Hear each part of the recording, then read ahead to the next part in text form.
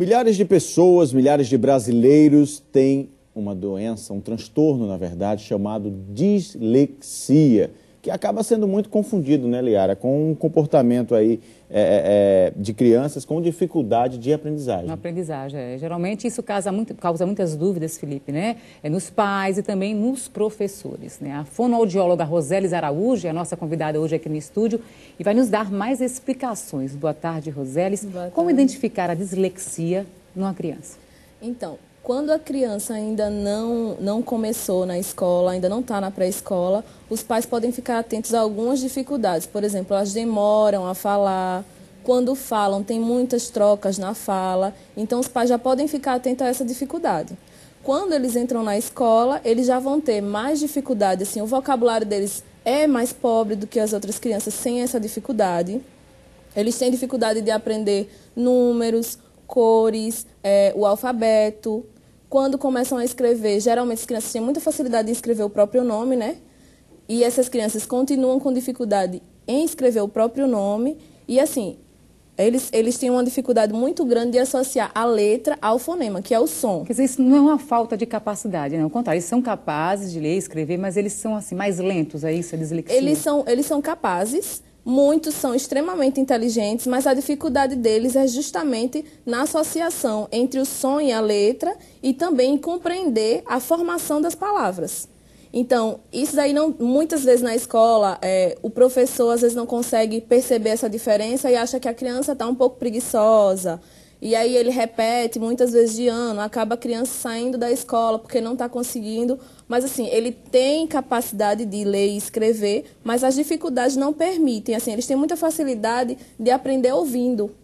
Então, muitas mães acabam lendo o texto para a criança compreender, porque quando ele lê, ele não entende. Às vezes, assim, eles têm muita dificuldade também na questão de noção espacial. Então, se eles aprenderam a letrinha B, ele pode, quando for escrever uma palavra com B, inverter. Coloca de cima para baixo, de um lado para o outro. Então, isso aí que a gente chama de espelhamento acontece muito na escrita deles. Parece e na leitura também. Que também não gostam de quebra-cabeças, né? Isso. O raciocínio deles, assim, acaba sendo atrasado por causa disso, entendeu? Alterado por causa disso.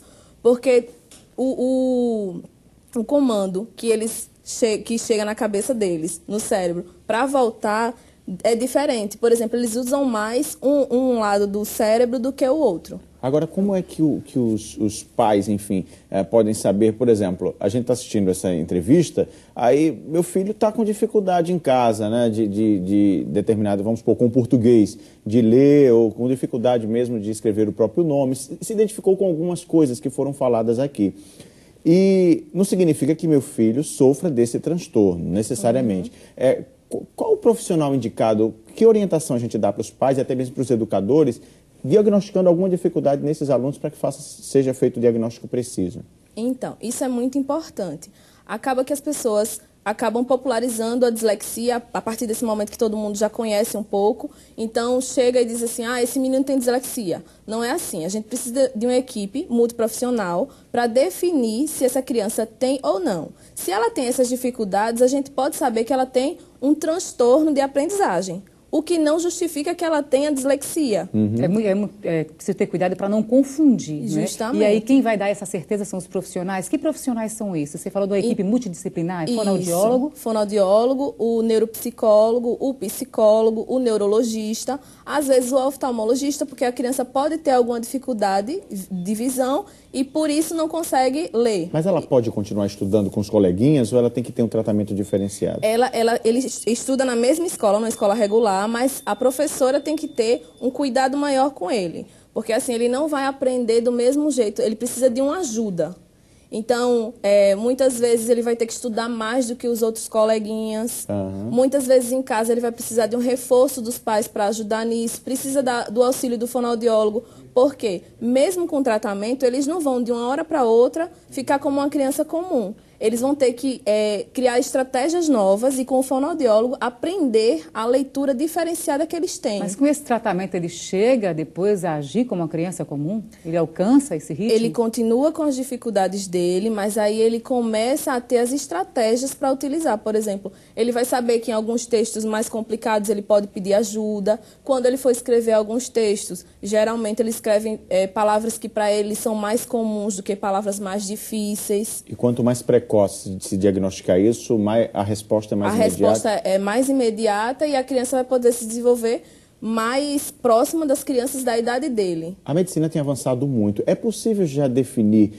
É hereditário, imagino, a dislexia, né? Hereditária. É possível, por exames ainda intrauterino ou num recém-nascido descobrir alguma malformação ou alguma, enfim, mudança anatômica que possa já começar a ser trabalhado desde antes ou não? Então, pode, mas não é comum fazer um exame desse tipo para diagnosticar a dislexia. Mas é uma alteração no cromossomo 6, no braço curto, que gera isso. Então, se já tem um pai ou alguém na família com dislexia, a criança tem a probabilidade de ter dislexia. E aí, pelo genótipo, avaliando o cromossomo 6, você já vê que ele tem a predisposição. Não há uma mudança física, né? Não há mudança física nenhuma. Agora, que é uma dificuldade de base neurológica. Então, como é que eu posso falar?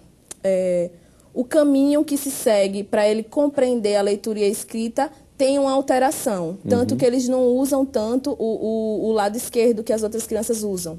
Agora, é preciso tomar todo um cuidado, é claro que tem que trabalhar essa parte da leitura, da escrita, mas a questão também da autoestima dessa criança, né? Ela tem que ser muito trabalhada também por esse lado, para dizer que, olha, não há diferenças, né? Uma criança como outra qualquer tem apenas essa dificuldade, então é preciso para não prejudicar a cabecinha, né? Isso, essas crianças geralmente têm muita baixa autoestima, então eles precisam de apoio psicológico. Quando muito pequenas, às vezes não chegam a ter, quando o diagnóstico é precoce. Mas assim, a gente pega adultos, por exemplo, com dislexia e geralmente quando eles são adultos, obrigatoriamente eles precisam de psicólogo, porque assim, já sofreram muita coisa na escola e no campo profissional, entendeu? Então eles já precisam obrigatoriamente desse apoio. Crianças às vezes precisam, mas só para uma orientação, um apoio, mas a depender da característica de cada um, a gente sabe se precisa do fono apenas ou do fono e do psicólogo. Lembrando que, como a gente, resumindo o que a gente discutiu aqui, não tem nada a ver com a capacidade dessas crianças.